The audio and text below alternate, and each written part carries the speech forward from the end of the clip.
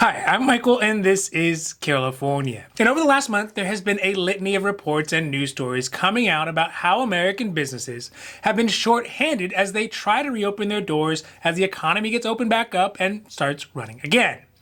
Earlier this month, there was a report from the Bureau of Labor Statistics about how employment numbers fell far short of the state's expectations.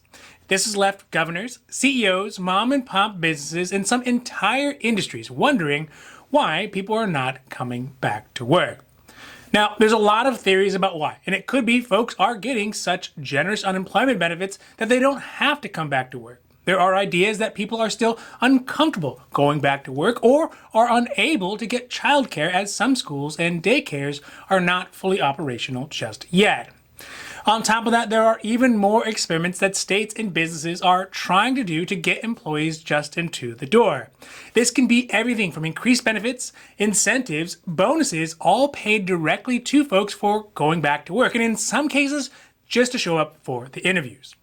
So today, we are talking about state governments, private employers, and industries, and what they are trying to do to encourage people to come back to work before the national expanded unemployment benefits end on September 6th. Now, this is your daily dose. And before we get to it, if you like this information, if you find it interesting, if you find it helpful, please don't forget to like and subscribe. That way you can get updates when our newest and most informative videos become available. So let's start off today with what 5 states are planning to do to try to get their residents back into interviews with local businesses and ultimately get them back to work. At the moment, though, there are up to 22 states who have decided to no longer participate in the additional $300 a week unemployment benefits that the federal government is offering up until September 6th. In addition to that, at least 5 states are offering some sort of bonuses ranging from hundreds of dollars up to $2,000 to eligible workers who do get part-time or full-time work before the set deadlines.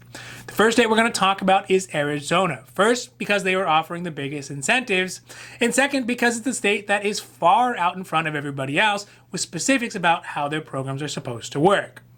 So in short, the state of Arizona will provide up to $2,000 as a one-time bonus to people who are receiving unemployment benefits between May 15th and September 6th, and now go back to work. If a person takes up a part-time job, these bonuses are going to be reduced to $1,000. Now, once a person works for a minimum of 8 consecutive weeks, they will be eligible for the new bonus. Further qualifications for the one-time bonus is the job must be in the state of Arizona, kind of obvious, and cannot pay an hourly wage of $25 an hour or more, or up to $52,000 annually. The job can be in any industry and can be a combination of 2 part-time jobs as long as the equivalent of up to 40 hours a week, and they can still qualify for the higher $2,000 bonus. The bonus will be starting to be paid out July 10th for any workers who have completed their full 8 consecutive weeks of unemployment.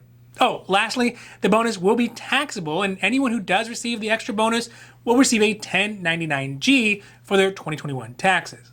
The state expects to have the application portal up and running by July 10th, when the first batch of eligible applicants will receive the required consecutive work weeks. The next state who's also going to use this carrot and stick approach is Montana. They will first start by ending their inclusion in the expanded unemployment benefits by June 27th. Then the state is going to offer a one-time bonus of up to $1,200 for any person who works for at least 4 consecutive weeks. To be eligible, a person must have received unemployment benefits on or before May 4th and be working in the state of Montana. The program is set to end October, and according to the governor, there's enough funds to pay out about 12,500 workers. Another state that is basically going to bribe people to get back to work is Oklahoma. They too will cut off their expanded unemployment benefits by June 26. Then they will offer $1,200 also as a one-time bonus to any worker who goes back to work and completes 6 consecutive weeks at a full-time job. They will use the funds that were paid out to them from the American Rescue Plan to fund these bonuses, and they'll start paying out bonuses they estimate around mid-July. To be eligible, a person must first be working in the state of Oklahoma, and have received unemployment benefits between May 2nd and May 15th. Now, yet another state who is going to try the same approach, but without the stick of ending the expanded unemployment benefits from the federal government, is New Hampshire. They are rolling out what they are calling their Summer Stipend Program, which is a bonus that is scheduled to start May 18th. they have $100 million in a fund that was created by their governor to pay out a bonus of $1,000 to full-time workers and $500 to part-time workers who go back to work and who continue to work for 8 consecutive weeks. The employment cannot start before May 18th, and there are similar income limits as there are in the other states of $25 per hour. And the state will open up their application process through their website to allow state residents to apply a little later this year. The last state we're going to talk about today is Connecticut, which is a bit of an oddball in this category of Republican states because it's actually the only Democratic state that is currently participating in this type of employment scheme. Although it will not be ending its unemployment benefits before the September 6th deadline, it will offer up to $1,000 to its state's residents who are going back to work full-time and have 8 consecutive weeks of work under their belt. The weeks of work must be completed before December 31st, and residents cannot receive any unemployment benefits during those 8 consecutive weeks of work. Also, in order to qualify, residents must have claimed unemployment benefits prior to May 30th. Okay, so we can see that states are basically just trying to throw money at this whole situation to try to encourage folks to get back to work. But some businesses and big corporations are making pretty big concessions as well to try to get applications and employees back in the door. For example, UPS, the package delivery people who have had an explosion in their industry as shipping has become the go-to way for many people to get packages during the pandemic. They are starting their summer hiring blitz this month and have already bumped up their starting pay from $14.50 an hour up to $15 an hour. Additionally, they are throwing in an additional $425 weekly bonus for attendance. Now, I'll tell you what, it would have been nice to have that while I was in high school. I might have actually showed up more at class. Okay, anyways, in some states, they are also offering tuition bonuses to college students to work part-time, as well as hosting those same college students with housing stipends. In other industries, just like fast food, they too are being hit with the impossible task for hiring folks to work when there is a massive deficit in job seekers. In fact, in Florida, one McDonald's restaurant is paying up to $50 just to show up to interviews, whether that person accepts a position or not.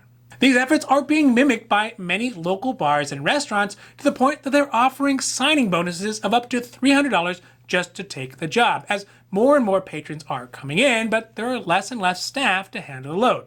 Even Amazon, the shipping behemoth, is not immune from the labor shortages and has announced that it will up its hourly wages by $3 at the beginning of this month to $15 an hour as it searches for additional new employees to help keep pace with the massive growth that its business that it's had during the pandemic. Now, although states and businesses are attempting to lure people back to work with pretty generous bonuses, this week, we are up to 22 states in total who are going to remove the extra support that Americans are getting in unemployment benefits under the American Rescue Plan.